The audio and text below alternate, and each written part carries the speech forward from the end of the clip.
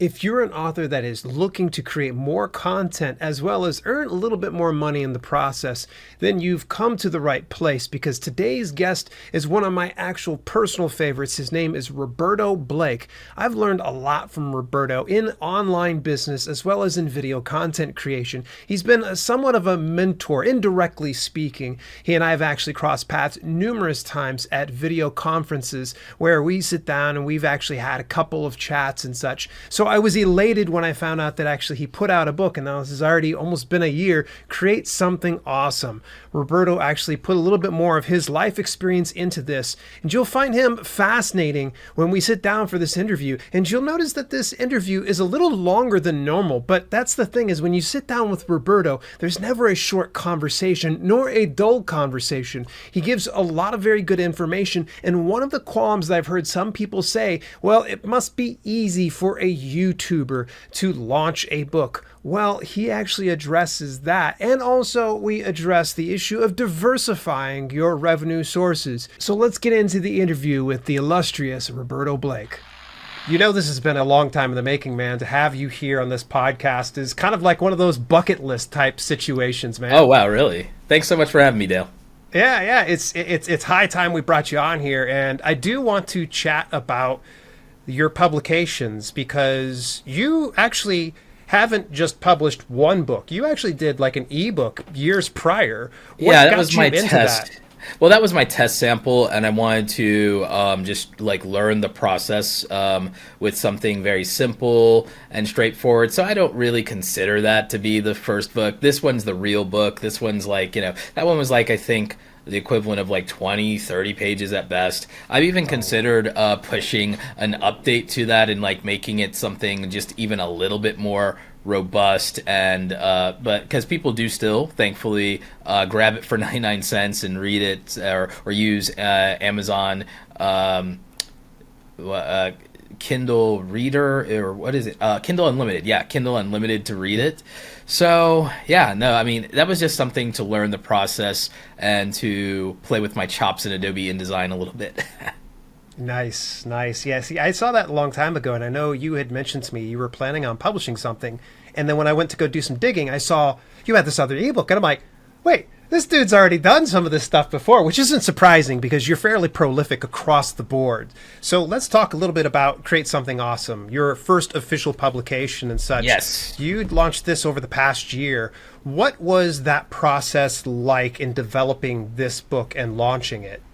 Oh, Lord. I basically, during the last quarter of the pandemic, the last quarter, well, maybe not last quarter of the pandemic, but last quarter of like 2021, I basically sat down every day for 100 days and wrote 500 words. So that was like the process for getting to a first draft of the book, was 100 days of writing. I think you were following what I was doing on Twitter. I was actually updating my audience on Twitter and letting them know how many words I wrote today, how many words I wrote for the week, how far am I into the word count for the book. And it was a way to hold myself accountable. It was a way to document the process, and I really, really enjoyed it. So, so that was great.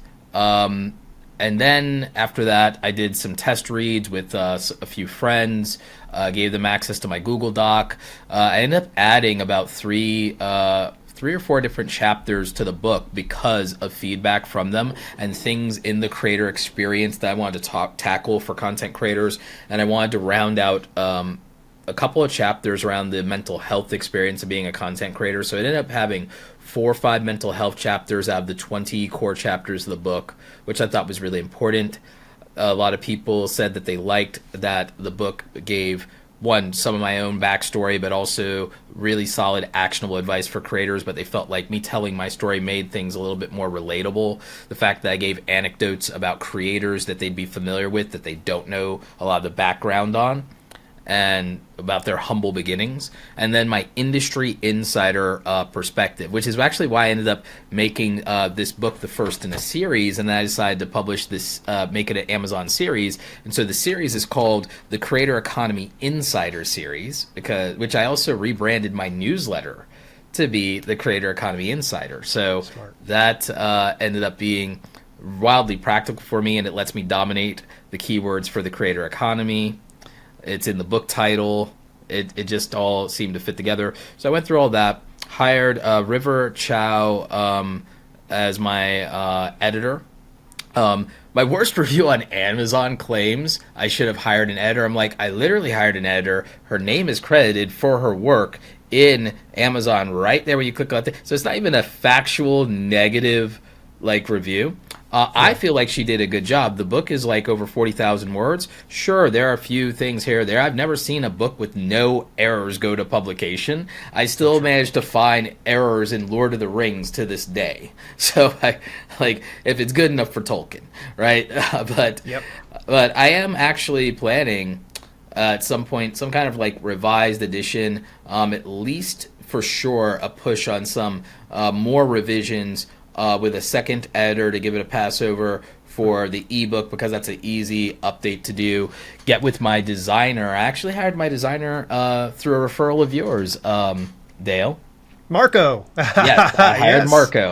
Marco. Highly recommend. Great experience. So I'm just gonna kind of go back to him with an updated version for some support. Hopefully, it's an easy gig for him. If I have to pay a support fee, I'll do it. But really excited about that. The audiobook I'm hoping to do by the time we're at Vid Summit together.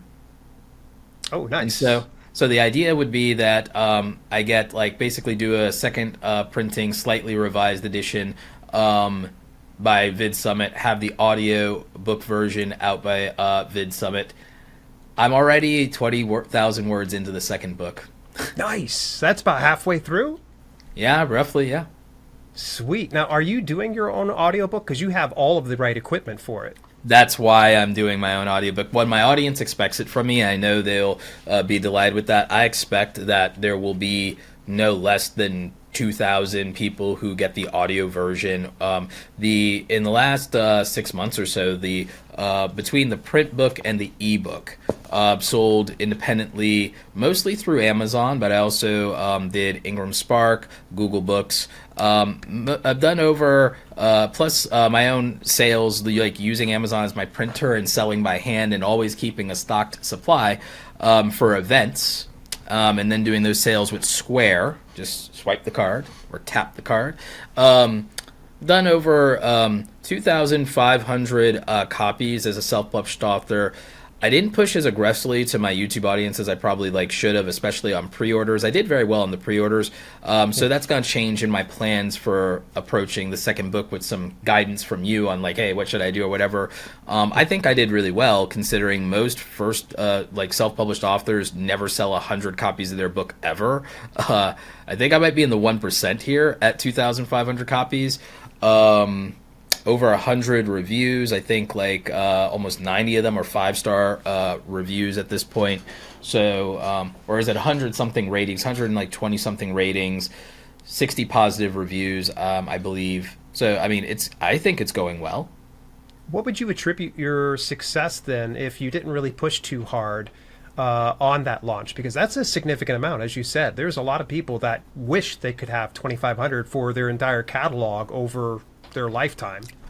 I think I pre-sold through the Kindle ebook because I didn't have the print version ready yet. Me and Marco were still struggling on that a little bit. On the ebook version, I think I pre-sold 400 of them.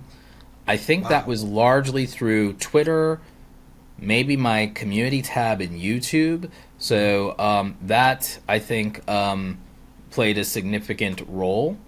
As far as the pre-orders, so that's nice. That just have oh wow, so that's some real support right there. 400 pre-orders, and on something that doesn't exist yet. And then we did really well. Within the first 3 months, I think we hit 1,000 orders in the first 3 months, something like that. I had the print book ready a month later after the ebook. I had it for People of Video that we attended in New York together. Had it just in time for that. I would attribute a lot of it to the fact that I had been talking about it, sharing the process, hyping it up on Twitter, talking about it, and that I had readers in that audience that would read a book. I think most people, really honestly though, have been waiting for the audiobook because I think that's what will have the most significant. 2,000. I think it'll be 2,000 to 5,000 people for the audiobook out of my audience. I think within the first year, first 6 months, something like that, because I just think so much of my audience loves audiobooks. And I do love, though, how many people wanted a physical book from me and wanted to have that on their shelf and be proud of it. Every time I go to an event, people take selfies with me with the book, so that's always very flattering, very comforting. So I would attribute a lot of that success, believe it or not. I think Twitter has become a writer's paradise. It really is. Now, there's going to probably be some people, and I think you know this, because this is the land of YouTube. There's always some snarky comment. This is awful nice for Roberto because he's got the following. So what type of actionable advice would you give to those that don't have as large a following as yours to get that type of results that you did? Well, the thing is, everything is improved by building a following. So first of all, instead of giving them advice that is like, oh, well, you could do this without following, maybe they can, maybe they can't. That is dependent on a number of things we can talk about. But my advice to them would be take all the free content that I've produced, buy my book, and build an audience. And I'm not being facetious. I'm serious because everything that I've ever done, to a large degree, Dale, has come down to a very interesting flywheel. Talent, traffic, trust, transaction. It's a really great flywheel for success. Yeah. I take whatever talents I have, I commodify that into something that could then drive traffic, aka through content. That ends up building trust and authority, and then that makes it much easier for people to do a transaction with me. And it's this virtuous cycle because that transaction is also then a part of the proof of my work for showing what my talents are. So again, it's this really great flywheel for success. And so it's talent. What is your talent? What is your ability? Okay, articulate and commodify that into a form of content, whether that's the written word, podcasting, whether that's video or audio, live streaming, or recorded video content on YouTube, Instagram, or TikTok. And so you go ahead and do that. You commodify it into a platform, you drive traffic to that platform, you build a community of trust and authority and authenticity, and then that makes it very easy for a large portion or even 1% of those people to do a transaction with you. So I would tell people to build up content in a platform that's suited to their talents, suited to their skills, suited to their personality, where their audience avatar and their customer avatar is, and then as a result of building that up, for the way that I write on Twitter, Dale, and this is actually a really good idea for people to write on Twitter and to write on LinkedIn. Yeah. They were able to see me articulate my thoughts. They were able to get value from things that I had posted and written in short form. So then it was an easy sale to say, I want more of Roberto's thoughts. I want more of his thought leadership. I do care about these things that he's saying, and I want something that consolidates those thoughts. So easy sale on buying the book. So there was that aspect. If I had to do it over, though, and for the next book and everything, I would do more in terms of, one, having more copies, advanced copies to be able to send to friends in the industry that would relate to it, and to some people who can vouch for it, getting some video feedback, getting blurbs, getting some friends to maybe include me in their email list, maybe even literally putting aside a couple of grand and doing a buy-in to a really solid email list. I'd probably go with either the Published Press, Colin and Samir's publication, or our good friend Justin Moore, Creator Wizard, or both. Or both. I would go with either of those and do buy-in on that. Do a podcasting kind of tour where just call in and do 3 months of pre-orders. My new plan is 3 months of pre-orders, do call-ins on podcast, push and promote the book, get a mock-up even of the book early in my hands, just so that I can have something physical to wave on the screen when, or even if I don't have that, I'll use the first book as the stand-in and say, buy the first book, new books on order, pre-order, get that, and just have them help me push both, and use that for the pre-orders because I already have a physical product, I have proof of concept. Read my first book, you'll love my second. So the push on the second book is also a boost and a relaunch for the first book. Since there's such a big release gap, having the audiobook release a year later isn't bad for me. It recycles interest in the book, and then it lets me kind of start the process of building hype for the second book, which I'll release next fall 2024. I plan to finish off the trilogy with a book in 2025. I just full steam ahead. And what I'll probably do is, because the first book will come out in 2022, I will do an update, like a true revised version in 2025, so that the trilogy feels completely up to date and the continuity feels stronger. Again, obviously, ebook readers will obviously get that bought it like all in and everything like that. People who want the second physical copy of the second edition, they'll have to buy the official second edition that will address like all the new YouTube monetization features that came out this week and stuff like that, so that it's not dated. It'll probably have 2 or 3 additional chapters or something added to it as well. And then the trilogy will feel like really strong. And then once that's all said and done, and then I get through the audiobook recording stuff, I'll figure out some nice collector's edition packaging or something. I don't know. Nice. When we get disconnected here off of our interview, remind me to tell you about Vervante. That might be a situation you might want to do, especially because they have like bundles that you can put your physical books together in. Oh, nice.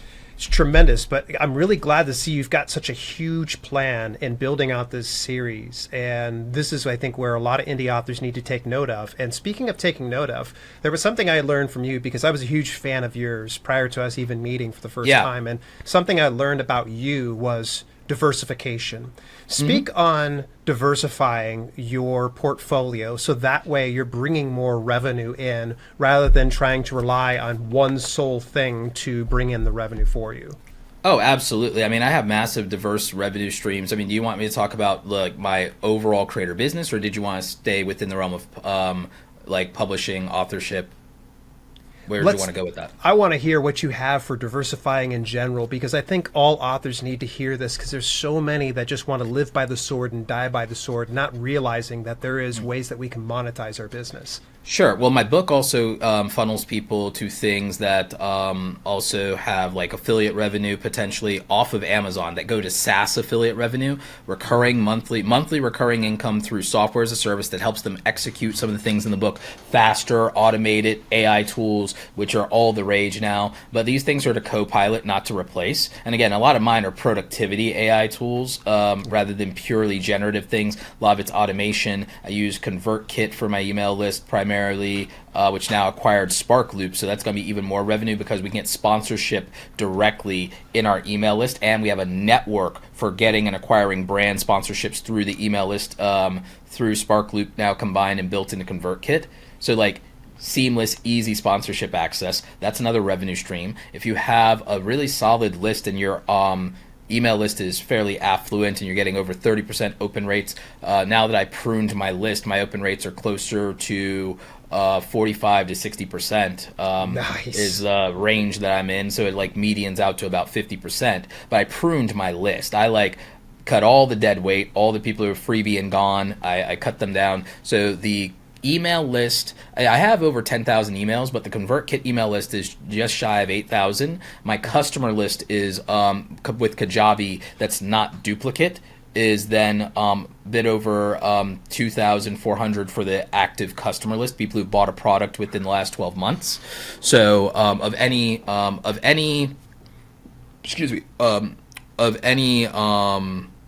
well, not in the last 12 months, sorry, lifetime. In 12 months, it's a different thing because every 30 days, we're averaging 50 to 100 new customers. Now that we have some lower Tripwire products at $9, we have some $9 Tripwire products now. They're really good. But yeah, so the book can funnel to coaching and to my website and to any of my digital download products. my plan for the future books is actually to put a QR code that I can control the back end of for the future for more resources. So the thing is, that's something I've been looking at. All of my PDF presentations from now on in public will also have have QR codes in these PDFs that can then also be that funnel. So all my PDF guides and all that free content is going to do that from now on. All of my public speaking content is going to be that funnel. Public speaking can be lucrative if you do it right. If you are a bestseller in your category, which I've been a bestseller in multiple of my Amazon categories, websites and podcasting, did not get to like the top 10 in the entrepreneurship category, but for a very brief period I was in the top 30, which is really a good accomplishment. Yeah. I think I still might be in the top 150. Maybe it just depends on what week it is. So there's things like that. Definitely was in the top 20 for internet marketing, so that was good. Right there along Daryl Eves and Sean Cannell. So if you've been number one in your category, like public speaking events, on top of having an audience and building an email list, they will pay you more. And so as a public speaker, I've gotten anything from being lowballed for free all the way up to over $5,000 plus travel and expenses all covered. So there's a lot of opportunities there. Then you get to these places, and you can get one-on-one coaching clients. I usually walk away with at least 3 people who want to do individual one-on-one calls. Right now, as of the making of this video and podcast episode, my calls are about $700 for a 90-minute call with me. So I end up walking away with at least like 3 of those. A lot of times, one of those people at some point in the pipeline turns into a premium coaching client, says, hey, Roberto, I want to do 9 calls with you. Let me get your $6,000 package. Oh, can you give me any kind of small discount on it? It's like, oh, yeah, sure. Let's bump it down to $5K. Like, boom. There we go. Easy cash flow on that.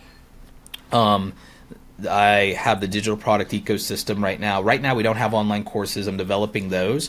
Those are going to be an easy win. I'm going to do what our friend Pat Flynn does, and then people can either buy an individual $500 course, or they could do a year-long subscription and then have access to all the courses that we have when that's available, and they can year-long that plus any new ones, but they only have access to the materials as long as they renew. Buying and owning the course is, in my mind, more valuable because you get all the updates, you have the lifetime access to the resource. But if you just want to rent the access to all available resources because you really are a doer and you're going to execute on it, I got no problem with that either. That's cash flow. And if you say, I just don't want to lose access for my resources, then you roll over to a year, you become $1,000 LTV customer, I'm good with it.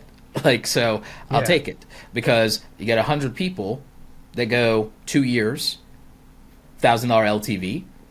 It's $100,000 from that ecosystem of just 100 people over the course of those 2 years. That's not a bad idea. So that would be the way we go.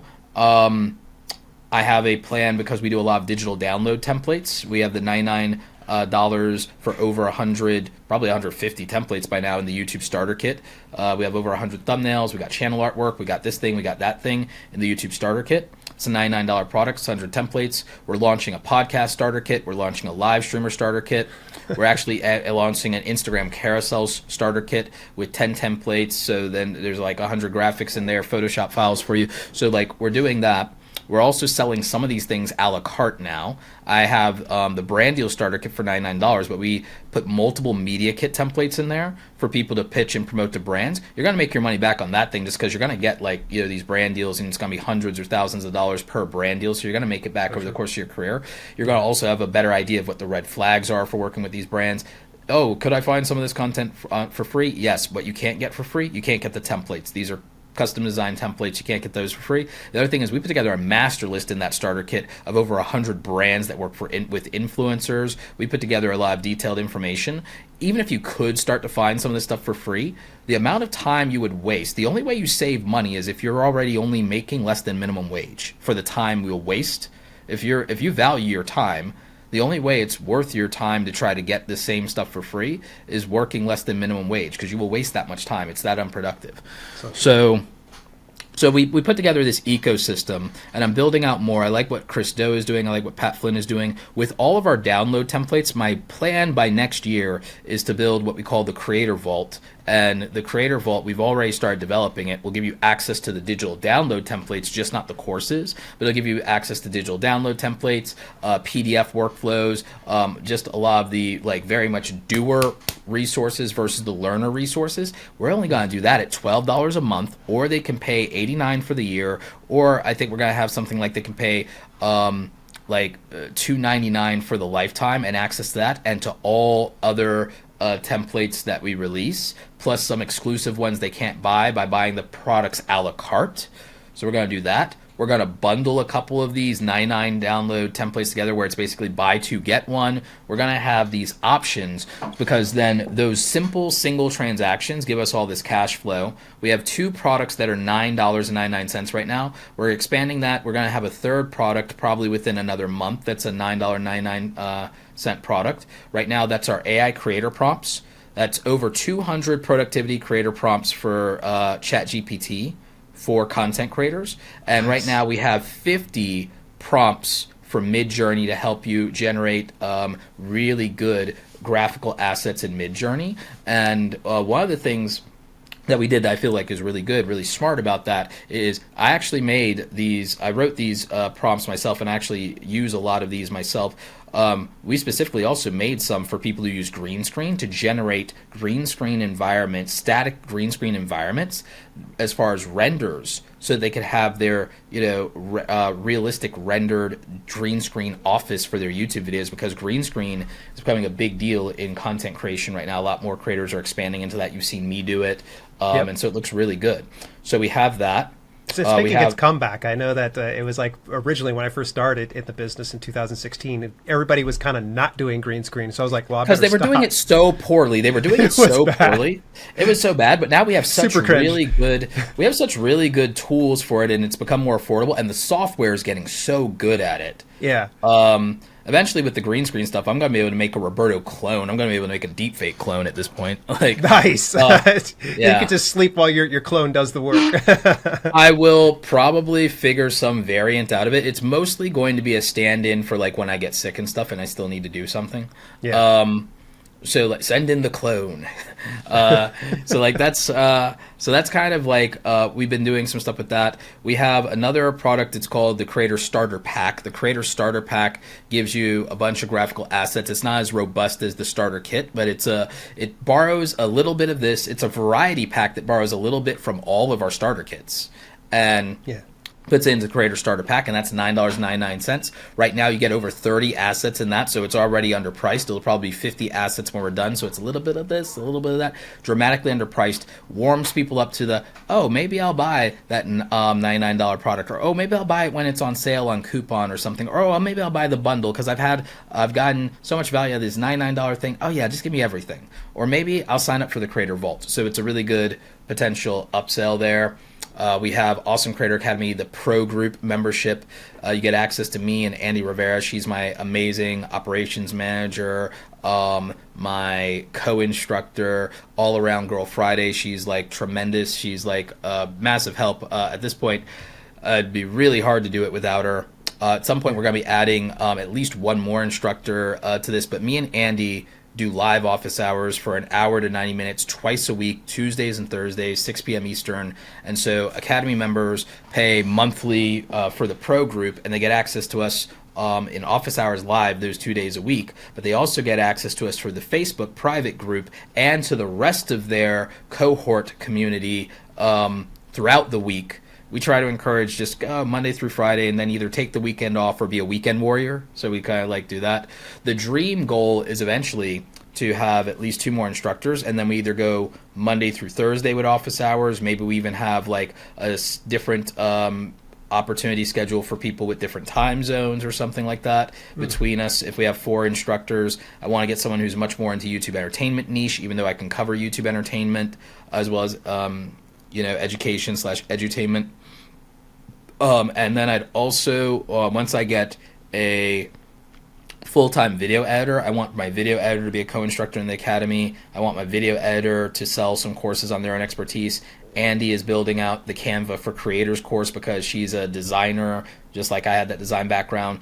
I'm Adobe, she's Canva, but we make it work. And so the Canva for Creators course is for people. One, there's 100 templates in there, custom made, and then there's all this stuff to help people to become an intermediate to advanced Canva user for their graphics and branding and so on and so forth. Yeah. So it's a great lifetime resource. So that's one of the first courses we're releasing. And that's Andy's course. That's her baby. I do a revenue share with her. She gets the lion's share. Nice. I get a decent cut from marketing. Let me interrupt you real quick here, Roberto. Yeah. Man, I asked about diversifying, and you definitely showed everybody exactly what I was talking about. And hopefully a lot of people got a lot of information here. I do have to kind of wrap up our podcast. Oh, yeah, sure. I have to finish up on one note that I ask every one of my guests, and I know that you're the perfect person to say this and answer this. And I'm happy to come again and answer all your questions, because I know I rambled on. No, it's A-okay. And this is one of the reasons why I love your stuff, because you've really greased the creative wheels for me, and I think that's a great segue into everybody should pick up a copy of Create Something Awesome today. I definitely wholeheartedly endorse your book. So my question would be, what advice do you have for aspiring authors and self-publishers? Oh, absolutely. I've got some great advice for this. Build an ecosystem for yourself. Everything I was describing is because I've spent years, Dale, as you know, building a layered ecosystem for my brand to allow me to participate in multiple arenas. So as an author, I think your foundation is, okay, look at the beginning of your ecosystem: ebook, paperback, hardcover, audiobook. That's 4 SKUs already. You could also do a large print edition. That's 5 SKUs, and that's just in the regular Amazon ecosystem as it is.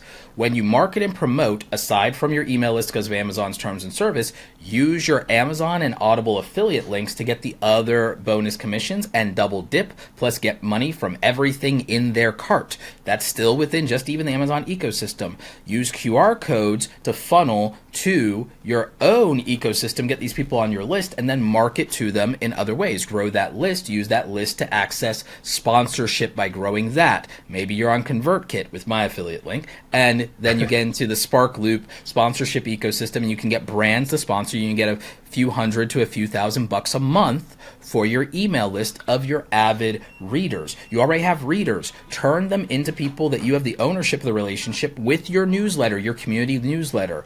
Consider doing that. Consider a live active community with something possibly like a Discord server as well, to just have live interaction and bring your community together. Yes, maybe focused somewhat around what you've done, but then they can communicate with each other. And then that helps them become your marketing street team in the world and become your brand advocates. So that's incredibly powerful. Network at events.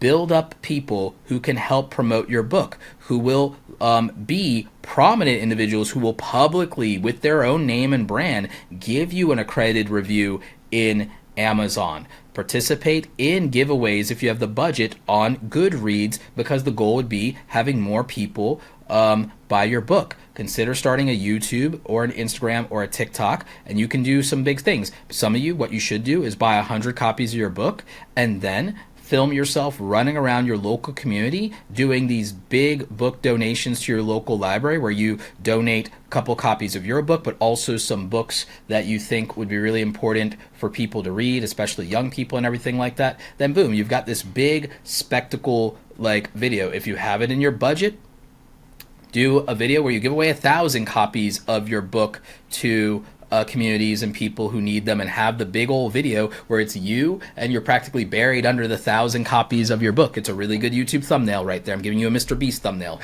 So like you can do these things, and you can create attention, create hype. It creates something potentially local newsworthy. Find local news affiliates and see if there's something you can do, or tie yourself to a big event in the community and tie your book release to something local, so that you can get local news and local press, because that's a really good incentive for people to buy your book.